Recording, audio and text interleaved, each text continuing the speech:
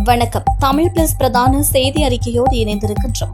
முதலில் இன்றைய நாளுக்கான தலைப்புச் செய்திகள். கொழும்பு மாநகர சபையில் தேசிய மக்கள் சக்தி வெற்றியீட்டியுள்ளது. கல்வி அமைச்சின் செயலாளர் குற்றப்புலனாய்வு திணைக்களத்தில் முறைப்பாடொன்றை பதிவு செய்துள்ளார். முன்னாள் அமைச்சர் ஜான்ஸ்டன் பெர்னாண்டோவின் மகன் ஜோஹான் பெர்னாண்டோ விளக்கமறியலில். பண மதிப்பிழப்பிற்கு எதிரான போராட்டங்கள் காரணமாக ஈரானில் அமைதியின்மை தீவிரம். இனி விரிவான செய்திகள். கொழும்பு மாநகர சபையில் ஆளும் தேசிய மக்கள் சக்தியினால் முன்வைக்கப்பட்ட 2026 ஆண்டுக்கான பாதீடு கடும் இழுபறிக்கு மத்தியில் இன்று நிறைவேற்றப்பட்டது. இரண்டாம் சுற்று வாக்கெடுப்பின் முடிவில் இந்த பாதீட்டுக்கு ஆதரவாக 58 வாக்குகளும் எதிராக 56 வாக்குகளும் அளிக்கப்பட்டன. இதன்படி 2 வாக்குகள் வித்தியாசத்தில் பாதீடு நிறைவேற்றப்பட்டுள்ளது.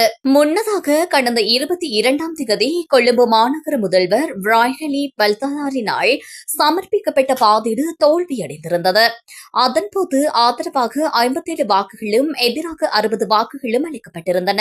இந்நிலையில் இன்றைய தினம் மீண்டும் பாதீடு முன்வைக்கப்பட்டு மீண்டும் வாக்கெடுப்பு இடம்பெற்றது. தேசிய மக்கள் சக்திக்கு சபையில் தனி பெரும்பான்மை இல்லாத போதிலும் ஏனைய சுயேட்சை குழுக்கள் மற்றும் பிற கட்சிகளின் ஆதரவோடு பாதீடு நிறைவேற்றப்பட்டது. இந்த வெற்றியின் மூலம் கொழும்பு மாநகர சபையின் ஆளுமையை ஆளும் கட்சி உறுதிப்படுத்தியுள்ளது. துப்பாக்கி அனுமதி பத்திரம் வைத்துள்ள நபர்கள் மற்றும் நிறுவனங்கள் 2026 ஆண்டிற்கான அனுமதி பத்திரங்களை புதுப்பிப்பதற்கான கால அவகாசம் எதிர்வரும் ஜனவரி 31ஆம் தேதி வரை 1 மாத காலத்திற்கு நீட்டிக்கப்பட்டுள்ளதாக பாதுகாப்பு அமைச்சு தெரிவித்துள்ளது. 2025 செப்டம்பர் 1 முதல் டிசம்பர் 31 வரை மட்டுமே அனுமதி பத்திரங்களை புதுப்பிக்க முடியும் என முன்னர் அறிவிக்கப்பட்டிருந்ததாக பாதுகாப்பு அமைச்சு வெளியிட்டுள்ள அறிக்கையில் தெரிவிக்கப்பட்டிருந்தது. எனினும் நாட்டில் நிலவிய அனர்த்த நிலைமை காரணமாக இந்த கால எல்லை நீட்டிக்கப்பட்டுள்ளது. அதற்கமைய 2026 ஜனவரி 31ஆம் தேதிக்கு பின்னர் செல்லுபடியாகும் அனுமதி பத்திரம் இன்றி துப்பாக்கி ஒன்றை வைத்திருப்பது துப்பாக்கி கட்டளை சட்டத்தின் 22வது பிரிவின் கீழ் தண்டனைக்குரிய குற்றமாகும். மேலும் 2026 அல்லது 2027 ஆண்டுகளுக்கான தனியார் பாதுகாப்பு சேவை நிறுவனங்களின் பதிவை புதுப்பிப்பதற்கான கால எல்லையும் ஜனவரி 31 வரை நீட்டிக்கப்பட்டுள்ளது. குறித்த திகதிக்கு பின்னர் மேற்கொள்ளப்படும் புதுப்பித்தல்களுக்கு தாமத கட்டணங்கள் அறவிடப்படுவதோடு சட்ட நடவடிக்கை எடுக்கப்படும் எனவும் பாதுகாப்பு அமைச்சு அறிவித்துள்ளது. கல்வி மறுசீரமைப்பு நடவடிக்கைகளின் போது 6ஆம் தர பாடத்திட்ட தொகுதியில் பொருத்தமற்ற இணையதள முகவரியொன்று உள்வாங்கப்பட்டமைக்கு எதிராக கல்வி அமைச்சின் செயலாளர் நாளக கலுவெவ குற்றப்புலனாய்வு திணைக்களத்தில் முறைப்பாடு செய்துள்ளார். வெளித்தரப்பு ஒன்றினால் சதித்திட்ட அடிப்படையில் இவ்வாறான கருத்துக்கள் உள்வாங்கப்பட்டுள்ளதாக தாம் சந்தேகிப்பதாக நாளக கலுவெவ ஊடகங்களிடம் தெரிவித்துள்ளார்.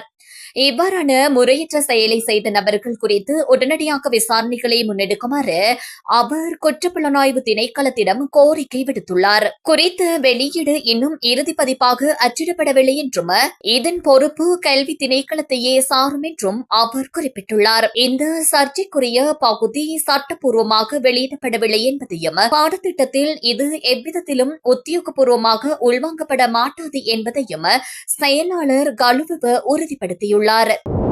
நீதிமன்ற செயல்முறைகள் மூலம் நன்னடத்தை பொறுப்பில் உள்ள 16 வயதுக்குட்பட்ட சுமார் 3000 சிறுவர்களுக்கு பிறப்பு சான்றிதழ் இல்லை என்பது கண்டறியப்பட்டுள்ளதாக மகளிர் மற்றும் சிறுவர் விவகார அமைச்சு தெரிவித்துள்ளது. பெற்றோர் அல்லது பாதுகாவலரின் கவனிப்பு இல்லாமை மற்றும் அடையாளத்தை உறுதிப்படுத்த முடியாமை காரணமாகவே இந்த நிலை ஏற்பட்டுள்ளது. இதனால் அச்சிறுவர்களை பாடசாலை கல்வியில் இணைப்பதில் பெரும் சிக்கல் ஏற்பட்டுள்ளது. போதைப்பொருள் பழக்கம், திருட்டு, கொலை, பாதாள உலக செயற்பாடுகள் மற்றும் பல்வேறு குற்றச் செயல்களோடு தொடர்புடையவர்கள், கைவிடப்பட்ட சிறுவர்கள் மற்றும் பாலியல் வன்கொடுமைகளுக்கு உள்ளாகி நீதிமன்ற உத்தரவின் பேரில் நன்னடத்தை பிரிவில் ஒப்படைக்கப்பட்ட சிறுவர்கள் இதில் அடங்குவர். பெற்றோர் அல்லது பாதுகாவலர் இல்லாத சிறுவர்களுக்கு ஊகிக்கப்பட்ட வயது வரம்பின் அடிப்படையில் பிறப்பு சான்றிதழ்களை வழங்க திட்டமிடப்பட்டுள்ளது. சில சந்தர்ப்பங்களில் தந்தை அல்லது தாயின் பெயருக்கு பதிலாக அந்த நன்னடத்தை பராமரிப்பு நிலையம் அமைந்துள்ள மாகாணத்தின் மாகாண நன்னடத்தை ஆணையாளரின் பெயரை பயன்படுத்துவது குறித்தும் அரசாங்கம் கவனம் செலுத்தியுள்ளது. பதிவாளர் நாயகம் திணைக்களம் ஊடாக இந்த சான்றிதழ்களை வழங்க நடவடிக்கை எடுக்கப்பட்டு வருகின்றது. போலீஸ் நிதி குற்றப்புலனாய்வு பிரிவினரால் கைது செய்யப்பட்ட முன்னாள் அமைச்சர் ஜோன்ஸ்டன் பெர்னாண்டோவின் மகன் ஜொஹான் பெர்னாண்டோ விளக்கமறியலில் வைக்கப்பட்டுள்ளார். வத்தளை நீதிமன்றத்தில் அவர் இன்று ஆஜர்படுத்தப்பட்ட நிலையில் எதிர்வரும் ஜனவரி மாதம் 9ஆம் தேதி வரை விளக்கமறியலில் வைக்குமாறு உத்தரவு பிறப்பிக்கப்பட்டுள்ளது. ஜோன்ஸ்டன் பெர்னாண்டோ வர்த்தக அமைச்சராக பணியாற்றிய காலத்தில் சத்தோச நிறுவனத்திற்கு சொந்தமான லொரியொன்றை தவறாக பயன்படுத்தி அரசாங்கத்திற்கு நிதி இழப்பை ஏற்படுத்தியதாக கூறப்படும் குற்றச்சாட்டு தொடர்பில் ஜொஹான் பெர்னாண்டோ நேற்று தினம் கைது செய்யப்பட்டார்.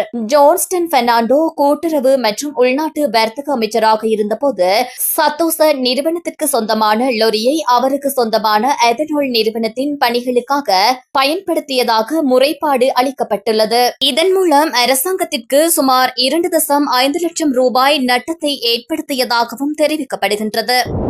நாளை வடக்கு, கிழக்கு, மத்திய, வடமத்திய, உவா மற்றும் வடமேல் மாகாணங்களில் அவ்வப்போது மழை அல்லது இடியுடன் கூடிய மழை பெய்யக்கூடும் என வளிமண்டலவியல் திணைக்களம் தெரிவித்துள்ளது. மத்திய, வடமேல் மற்றும் உவா மாகாணங்களிலும் மட்டக்களப்பு மற்றும் அம்பாறை மாவட்டங்களிலும் சில இடங்களில் 75 மில்லிமீட்டருக்கும் அதிகமான ஓரளவு பலத்த மழை பெய்யக்கூடும் என தெரிவிக்கப்பட்டுள்ளது. ஏனைய பிரதேசங்களில் பிற்பகல் 2 மணிக்கு பின்னர் ஆங்காங்கே மழை அல்லது இடியுடன் கூடிய மழை பெய்யக்கூடும். சப்ரகமுவ மற்றும் மத்திய மாகாணங்களிலும் காலி மற்றும் மாத்தறை மாவட்டங்களிலும் சில இடங்களில் அதிகாலை வேளையில் பனிமூட்டமான நிலை காணப்படலாம். இடியுடன் கூடிய மழையுடன் ஏற்படக்கூடிய தற்காலிகமான பலத்த காற்று மற்றும் மின்னல் தாக்கங்களினால் ஏற்படக்கூடிய விபத்துக்களை குறைத்துக் கொள்ள தேவையான நடவடிக்கைகளை மேற்கொள்ளுமாறு வளிமண்டலவியல் திணைக்களம் பொதுமக்களை அறிவுறுத்தியுள்ளது. காசா மற்றும் ஆக்கிரமிக்கப்பட்ட மேற்கு கரையில் பணியாற்றி வரும் 37 சர்வதேச அரசு சார்பற்ற நிறுவனங்களின் உரிமங்களை ரத்து செய்ய போவதாக இஸ்ரேல் அறிவித்துள்ளது. புதிய பதிவு விதிமுறைகளை இந்த நிறுவனங்கள் பின்பற்ற தவறிவிட்டதாக கூறி இந்த நடவடிக்கை எடுக்கப்பட்டுள்ளது. அதன்படி நாளை முதல் இந்த நிறுவனங்களின் உரிமங்கள் இடைநிறுத்தப்படும் என்றும் அடுத்த 60 நாட்களுக்குள் அவை தமது செயற்பாடுகளை முழுமையாக நிறுத்திக் கொள்ள வேண்டும் என்றும் இஸ்ரேல் உத்தரவிட்டுள்ளது. இவ்வாறு பாதிக்கப்பட்ட நிறுவனங்களில் உலக புகழ்பெற்ற மனிதாபிமான அமைப்புகளும் அடங்குவதாக சர்வதேச ஊடகங்கள் தெரிவிக்கின்றன.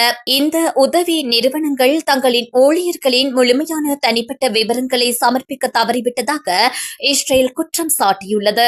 மனிதாபிமான அமைப்புகளுக்குள் பயங்கரவாத குழுக்கள் ஊடுருவதை தடுக்கவே இந்த தகவல்கள் கோரப்பட்டதாக இஸ்ரேலிய புலம்பெயர்ந்தோர் விவகார அமைச்சு தெரிவித்துள்ளது.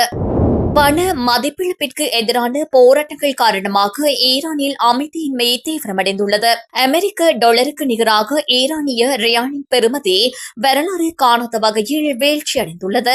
இதன் காரணமாக ஆரம்பிக்கப்பட்ட போராட்டம் மற்றும் பணி புறக்கணிப்பு 4வது நாளாக இன்றும் தொடர்கின்றது. ஈரானின் தலைநகர் தெஹ்ரானில் கடந்த ஞாயிற்றுக்கிழமை ஆரம்பிக்கப்பட்ட இந்த போராட்டம் தற்போது கராச், ஹமேடன் உள்ளிட்ட 8க்கும் மேற்பட்ட நகரங்கள் முன்னெடுக்கப்படுகின்றது. போராட்டங்களை கட்டுப்படுத்துவதற்கு போலீசார் கண்ணீர் புகை தாக்குதல்களை நடத்தி வருகின்றனர். இந்நிலையில் பிரச்சினைகளுக்கான தீர்வை முன்வைப்பதற்கும் பொறுப்புடன் செயற்படுவதற்கும் நடவடிக்கை எடுக்குமாறு உள்விவகார அமைச்சருக்கு ஈரானிய ஜனாதிபதி மசூத் பெஸ்கியான் உத்தரவிட்டுள்ளார். அத்தோடு ஈரானிய மத்திய வங்கி ஆளுநர் முகமது ரேசா ஃபர்சினின் பதவி விலகலையும் ஜனாதிபதி மசூத் ஏற்றுக்கொண்டுள்ளதாக சர்வதேச ஊடகங்கள் செய்தி வெளியிட்டுள்ளன.